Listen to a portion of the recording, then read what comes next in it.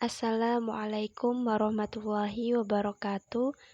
Perkenalkan, kami dari kelompok 10 yang beranggotakan Yofi Ismaela, Ulin Nafiatul Mu'tamaroh, Hayatun, dan Wan Muhammad Syafiq akan mempresentasikan materi kami tentang rancangan evaluasi pelaksanaan pelatihan. Sehingga dimohon untuk teman-teman menyimak penjelasan dari kami ini dengan senang hati. Untuk poin yang pertama, kita akan membahas tentang tujuan dan manfaat evaluasi pelaksanaan pelatihan. Untuk tujuan evaluasi pelaksanaan pelatihan diantaranya yakni yang pertama, mengetahui tingkat keberhasilan pelaksanaan pelatihan. Yang kedua, meminta feedback dari peserta pelatihan, baik berupa saran maupun penilaian terhadap pelaksanaan pelatihan. Yang ketiga, menelaah setiap hasil yang telah direncanakan. Yang keempat, mengidentifikasi kelebihan dan kekurangan suatu program pelatihan. Dan yang kelima, peninjauan ulang terhadap pelaksanaan pelatihan, serta menilai hasil dan dampak pelatihan. Berikutnya adalah manfaat dari evaluasi pelaksanaan pelatihan, yakni yang pertama, menemukan bagian-bagian pelatihan mana yang berhasil mencapai tujuan, serta bagian-bagian pelatihan mana yang kurang berhasil, sehingga dibuatlah langkah-langkah perbaikan. Yang kedua, memberi kesempatan kepada peserta untuk menyumbangkan saran-saran dan penilaian terhadap program pelatihan yang telah dijalankan. Yang ketiga, memberikan masukan pada perencanaan program pelatihan. Yang keempat, memberikan masukan untuk kelanjutan dan perluasan atau perhentian program pelatihan. Yang kelima, memberikan masukan untuk memodifikasi program pelatihan. Dan yang keenam, memperoleh informasi mengenai faktor pendukung dan faktor penghambat program pelatihan. Berikutnya adalah poin subjek pelatihan. Nah, subjek pelatihan di sini itu ada 5. Yang pertama, peserta pelatihan. Peserta pelatihan adalah individu-individu yang akan membawa apa yang diperoleh dalam pelatihan ke dalam pekerjaan mereka sehari-hari, sehingga akan memiliki dampak pada perusahaan. Yang kedua, pelatih. Nah, dalam pelaksanaan program pelatihan, peran pelatih sangat mendominasi dalam penyampaian materi pelatihan. Untuk menunjang kelancaran dan keberhasilan program pelatihan, maka dibutuhkan seorang pelatih yang memiliki kualifikasi yang baik. Yang ketiga, lamanya pelatihan.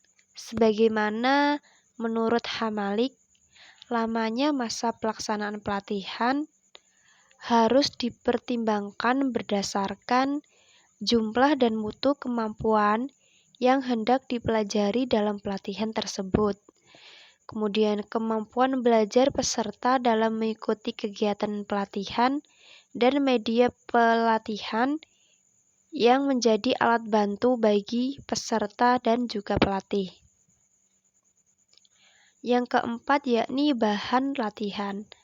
Nah, bahan pelatihan merupakan faktor terpenting di dalam pelaksanaan pelatihan, di mana bahan pelatihan ini disiapkan secara tertulis agar mudah dipelajari oleh para peserta.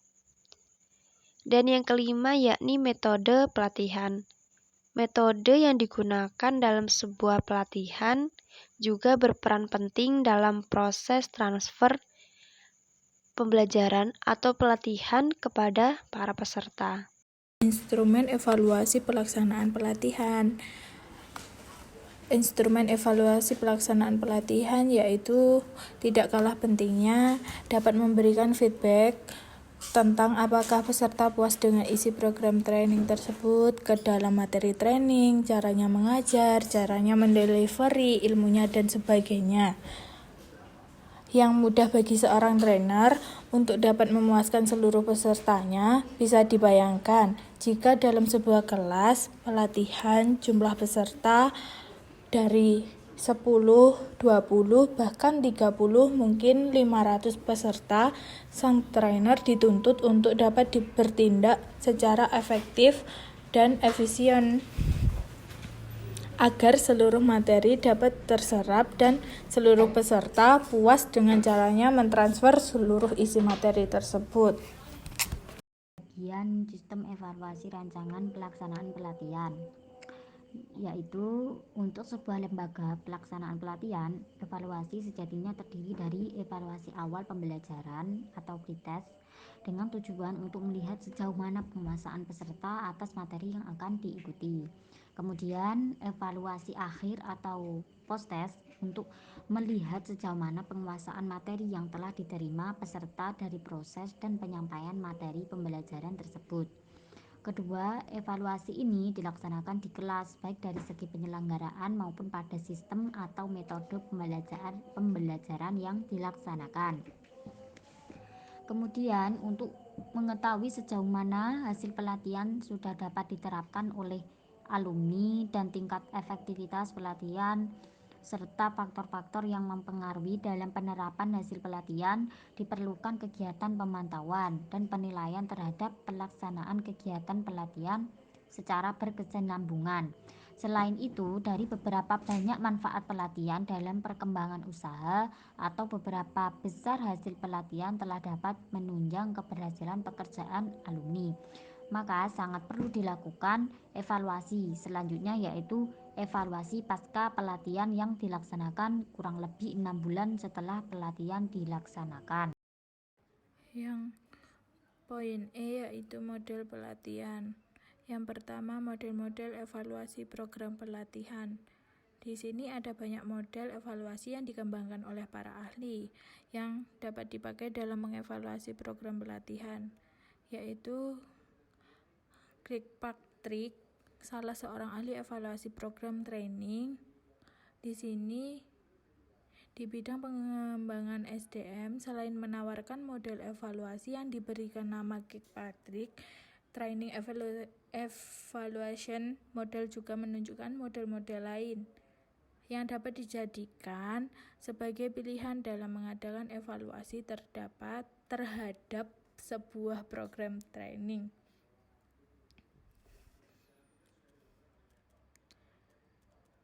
Di sini akan saya uraikan secara singkat beberapa model-model yang diungkapkan Cucu Sujana, yaitu yang pertama evaluasi model CIPP.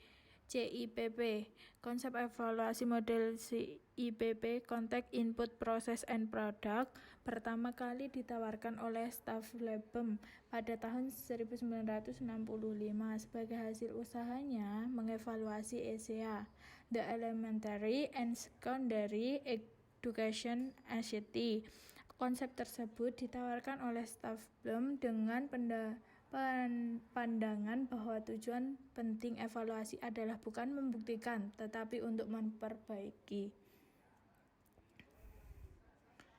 The CIPP approach is based on the view that the most important purpose of evaluation is not the purpose, but to improve pendidikan, manajemen perusahaan, sebagainya, serta dalam berbagai jenjang baik itu proyek, program maupun institusi dalam bidang pendidikan. Stafflebem menggolongkan sistem pendidikan atas 4 dimensi, yaitu konteks, input, proses, dan produk, sehingga model evaluasi yang ditawarkan diberi nama CIPP, model yang merupakan singkatan keempat dimensi tersebut.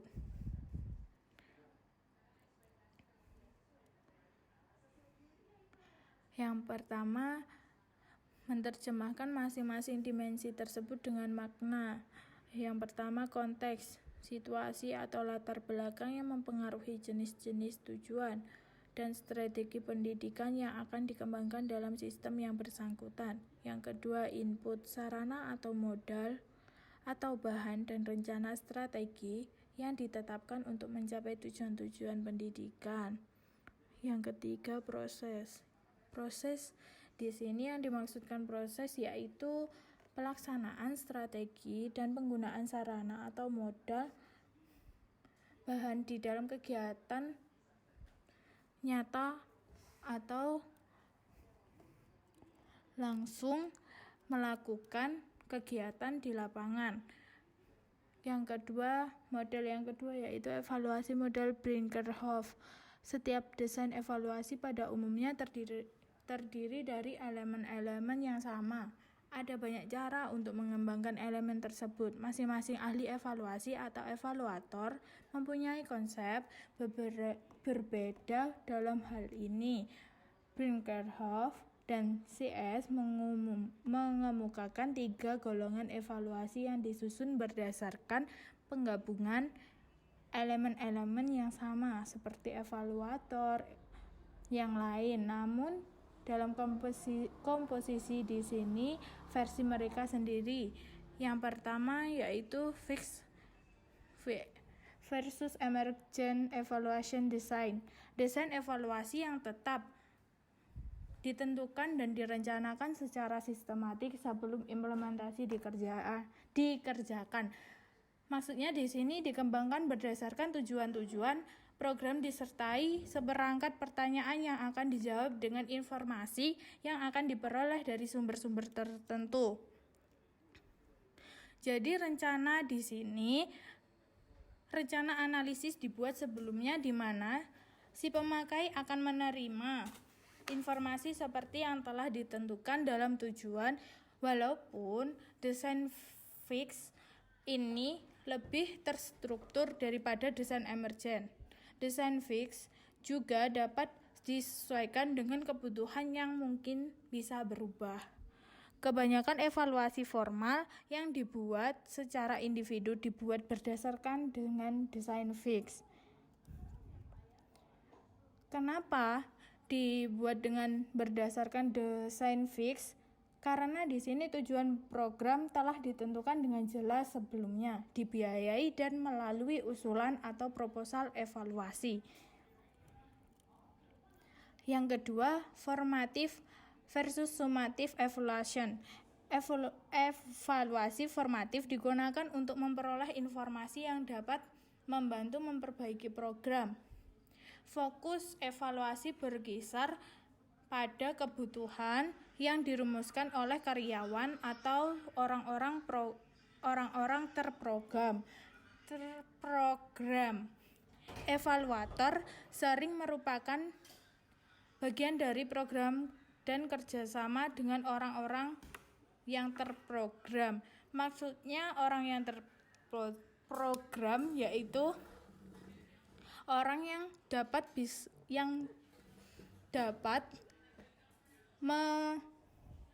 mengumpulkan informasi, mungkin juga dipakai tetap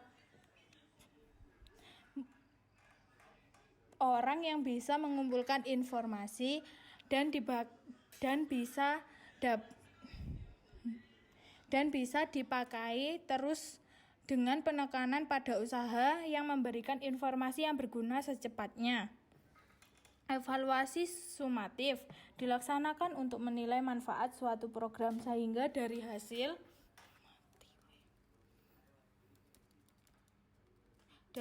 evaluasi akan dapat ditentukan suatu program tertentu akan diteruskan atau dihentikan. Di sini evaluasi sumatif difokuskan pada variabel-variabel yang dianggap penting bagi sponsor program maupun pihak pembuat keputusan. Evaluator luar atau tim review sering dipakai karena evaluator internal dapat mempunyai kepentingan yang berbeda. Karena waktu pelaksanaan evaluasi sumatif terletak pada akhir implementasi program. Strategi pengumpulan informasinya akan memaksimalkan validitas eksternal dan internal yang mungkin dikumpulkan dalam waktu yang cukup lama. Yang ketiga, experimental and quasi-experimental design versus neural atau unobtrusive. Beberapa evaluasi memakai metodologi penelitian klasik. Di sini bisa dikatakan metodologi penelitian klasik karena seperti ini subjek penelitian diacak, perlakuan diberikan dan pengukuran dampak dilakukan. Apabila siswa atau program dipilih secara acak, maka generalisasi dibuat pada populasi yang agak lebih luas. Dalam beberapa hal intensif tidak mungkin dilakukan atau tidak dikehendaki. Apabila proses sudah diperbaiki, evaluator harus melihat dokumen-dokumen seperti mempelajari nilai, tes, atau menganalisis penelitian yang dilakukan dan sebagainya. Strategi pengumpulan data terutama menggunakan instrumen formal seperti tes, survei, kuesioner, serta memakai metode penelitian yang terstandar. Model evaluasi yang ketiga yaitu Kirkpatrick. Menurut Kirkpatrick, evaluasi terhadap efektivitas program training mencakup 4 level evaluasi, yaitu evaluasi 1 reaction, evaluasi 2 yaitu learning, level 3 yaitu behavior, level 4 yaitu result. Yang pertama evaluasi reaction, yaitu terhadap reaksi peserta training, berarti mengukur kepuasan peserta atau customer.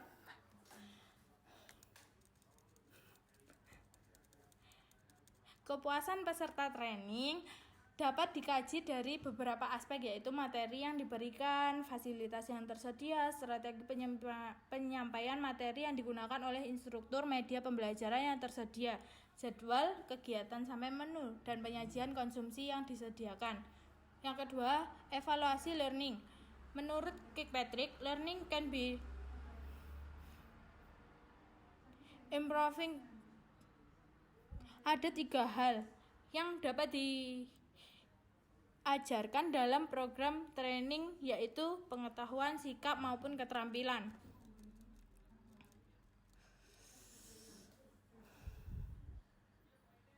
Evaluasi yang ketiga, evaluasi behavior, yaitu evaluasi tingkah laku. Penilaian sikap pada evaluasi level 2 difokuskan pada perubahan sikap yang terjadi pada kegiatan training.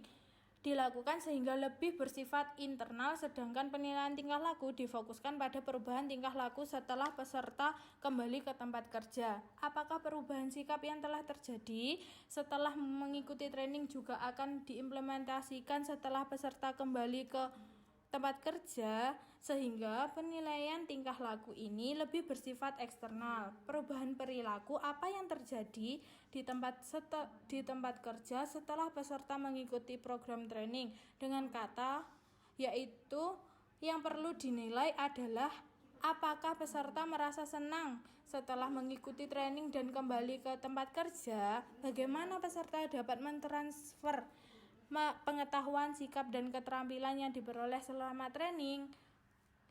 Di sini diimplementasikan.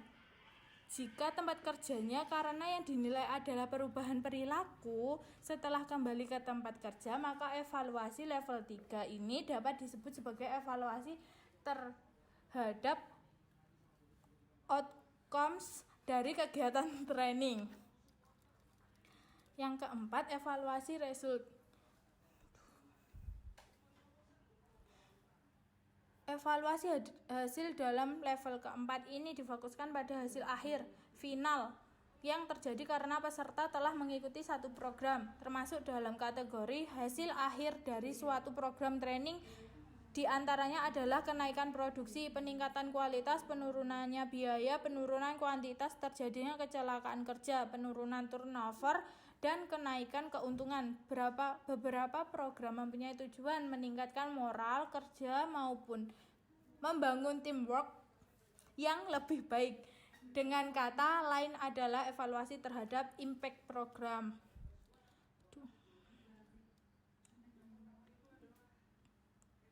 Evaluasi model STEC, model containance. STEC menekankan adanya 2 dasar kegiatan dalam evaluasi, yaitu deskripsi dan membedakan adanya 3 tahap dalam program pelatihan, yaitu